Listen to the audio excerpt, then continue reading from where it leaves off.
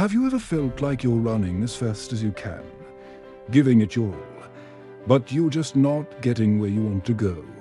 You see others cruising past you, seemingly with less effort, and you wonder, what am I doing wrong? If that sounds familiar, then you need to hear the story of Ethan. Ethan was a runner, and not just any runner. He was gifted. From a young age, he had a natural talent for speed. On the track, he was a blur of motion, his legs pumping like pistons, his face a mask of pure determination. His motto was simple: run harder, run faster. Every day, he pushed his body to its absolute limit, believing that sweat and exhaustion were the only true measures of progress. His goal was the national championship, and he was convinced that outworking everyone else was the only way to get there. The day of the qualifying race arrived. The air was electric with anticipation. Ethan felt the familiar surge of adrenaline. The starting pistol fired, and he shot off the line like a cannonball. He was leading, just as he'd planned. Lap after lap, he pushed the pace, ignoring the burning in his lungs and the screaming in his muscles. He could hear the crowd roaring, but it all faded into a distant hum. All that mattered was the finish line. But then, something went wrong. On the final lap, with the finish line in sight, his vision started to blur. His legs, which had felt so powerful just moments before, turned to lead. A wave of dizziness washed over him, and the world tilted on its axis. He stumbled, his body giving out completely. He collapsed onto the track, just meters from victory, watching in a daze as other runners sped past him.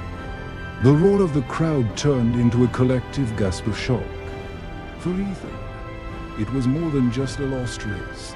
It was the shattering of his entire philosophy. All that hard work, all that pain, had led to this public failure. The weeks that followed were a dark, confusing time for Ethan. His body recovered, but his spirit was broken. He avoided the track, the place that had once been his sanctuary. The joy of running had been replaced by a deep sense of frustration and doubt. He'd given everything, so why had everything fallen apart? Was he just not good enough? The thought haunted him. One afternoon, sitting alone on a park bench, lost in his thoughts, an older man sat down beside him. The man had a kind, withered face and a calm presence. He introduced himself as Daniel. He'd been a coach for decades and had seen Ethan's race. Instead of offering empty platitudes, Daniel said something that struck Ethan to his core. You have a powerful engine, kid, but you're driving without a map or a GPS. You're all gas, no steering wheel. Ethan, initially defensive, found himself listening. Daniel didn't talk about running harder. Instead, he talked about running smarter. He invited Ethan to train with him, promising not a faster pace, but a better path. Hesitant but desperate for a change, Ethan agreed. The first lesson Daniel taught was a simple but profound principle: direction before speed. He explained, running without a clear goal and a smart plan is like trying to fill a bucket with a hole in it. You can pour water in all day, but it'll never get full. Before you take a single step, you need to know exactly where you're going and the most efficient way to get there. They stopped focusing on just raw speed. Instead, they spent hours planning. They broke down the championship goal into smaller, manageable milestones. They analyzed race strategies, studied the terrain of different courses, and even planned out the pace for every single segment of a race. Ethan learned that winning wasn't about being the fastest person on the track for the whole race, but about being the fastest at the moment it mattered most. It was a complete shift in his mindset. The second principle was even more counterintuitive for someone like Ethan. Recovery is part of the training. Daniel was strict about this. He forced Ethan to take rest days, something Ethan had always seen as a sign of weakness. "Your muscles don't get stronger when you're running," Daniel explained. "They get stronger when they're repairing themselves afterward. Pushing yourself to the breaking point every day isn't building strength. It's just causing damage. True progress happens in the quiet moments of recovery." Ethan started incorporating stretching, proper nutrition, and quality sleep into his routine with the same discipline he once applied only to running. He learned to listen to his body, to recognize the difference between the discomfort of growth and the pain of an impending injury. To his surprise, he started feeling stronger, fresher, and more energetic than ever before. The third and final principle was perhaps the most elegant: less, but better. Daniel had Ethan cut his training volume in half. Ethan was horrified at first. How could he possibly get better by doing less? But Daniel's focus was on quality over quantity. "I don't want you to run 10 mediocre miles," he said. "I want you to run 5 perfect miles. Every session should have a purpose. Every step should be intentional." They focused on perfect form, on efficient breathing, on maintaining a relaxed but powerful posture.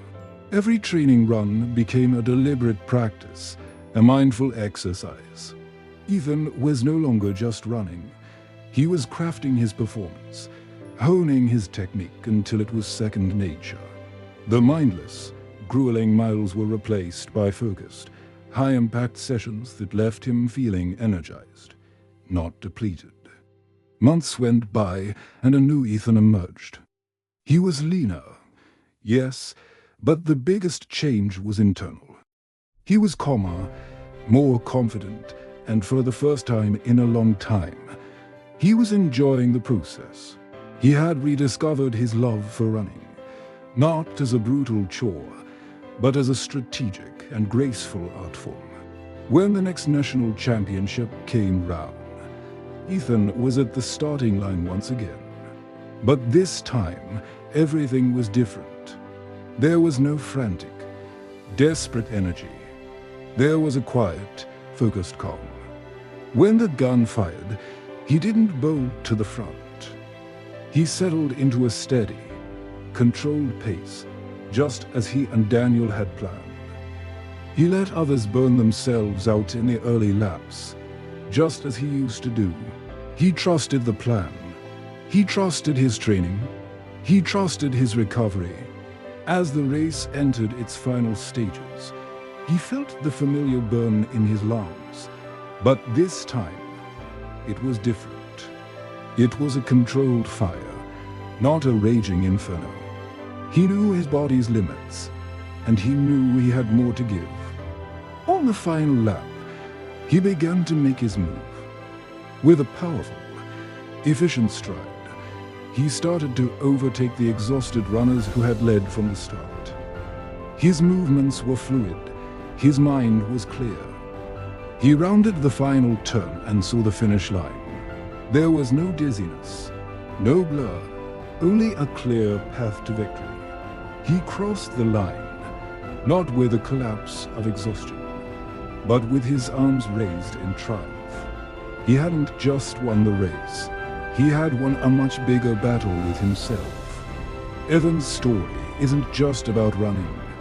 It's a lesson for anyone who's ever felt stuck, burned out, or frustrated, despite working incredibly hard. It teaches us that effort alone isn't enough. We need a map. We need a strategy. First, find your direction before you hit the accelerator. What's your real goal? What's the smartest, most efficient path to get there? Take the time to plan, because a week of planning can save you a year of wasted effort. Second, embrace recovery. Rest is not a weakness. It's a vital part of growth. Whether it's in your career, your fitness, or your personal life, pushing yourself to the brink day after day will only lead to burnout. Give yourself time to recharge, and you'll come back stronger. And finally, practice less, but better. Focus on quality, not just quantity. Instead of trying to do everything, focus on doing the most important things exceptionally well. Eliminate the noise and concentrate on what truly moves the needle. So, if you feel like you're running on a treadmill, going nowhere fast, take a step back. Think about Ethan. Are you just running hard, or are you running smart? Define your direction, make recovery a priority, and focus on quality over quantity. That's how you stop just running the race and start winning it. Thanks for watching. If this story resonated with you, hit that like button and subscribe for more content to help you on your journey. See you next time.